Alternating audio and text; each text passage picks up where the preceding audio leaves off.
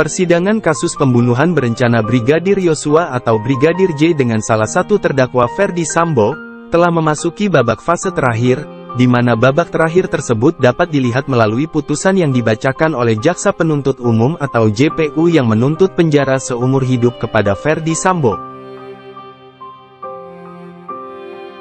Tuntutan tersebut dibacakan oleh JPU pada Selasa tanggal 17 Januari tahun 2023, setelah melalui persidangan yang panjang hingga pada akhirnya tuntutan hukuman seumur hidup tersebut dijatuhkan pada Ferdy Sambo atas upayanya dengan 5 orang lainnya, yakni istri Ferdy Sambo, Putri Chandrawati, Kuat Ma'ruf sebagai asisten rumah tangga, Ricky Rizal dan Richard Eliezer selaku bawahan dan ajudan Ferdy Sambo saat masih aktif di kepolisian.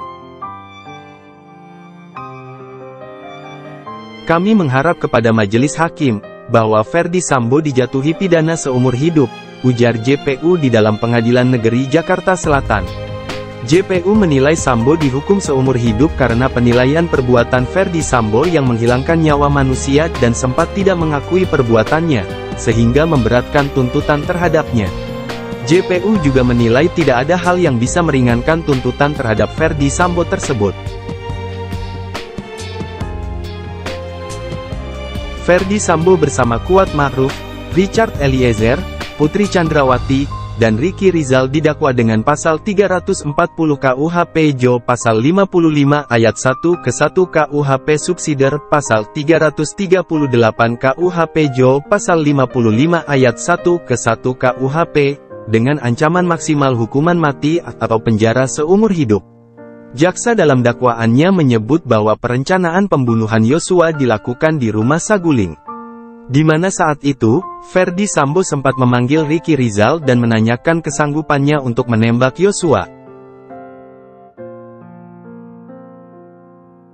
Kasus pembunuhan berencana Brigadir J atau Yosua terjadi pada tanggal 8 Juli tahun 2022 lalu.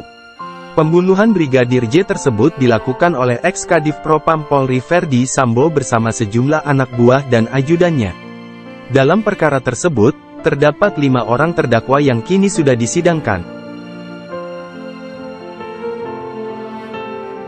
Pembunuhan Brigadir J bermula dari pengakuan Putri Chandrawati yang mengalami percobaan ruda paksa dari Yosua. Pasca mendengar laporan tersebut, Ferdy Sambo yang naik pitam pun mengajak para bawahan dan ajudannya untuk merencanakan pembunuhan terhadap Yosua. Peristiwa pembunuhan terjadi di rumah dinas Sambo yang terletak di Kompleks Polri, Duren 3, Jakarta. Richard Eliezer merupakan eksekutor yang menembak Yosua hingga tewas. Sementara itu, Ketua Majelis Hakim Wahyu Imam Santoso memberikan kesempatan kepada Ferdy Sambo untuk berkonsultasi dengan kuasa hukumnya, untuk menyampaikan pledoi dan hakim memberikan waktu 1 pekan ke depan.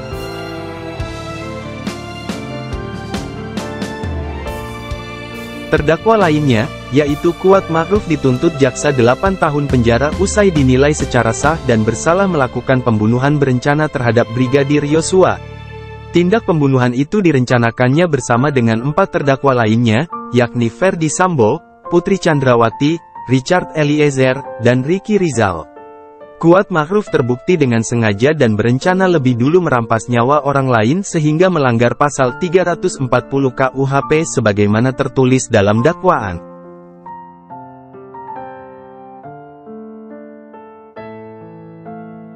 Tuntutan hukuman 8 tahun penjara juga dijatuhkan jaksa kepada Ricky Rizal.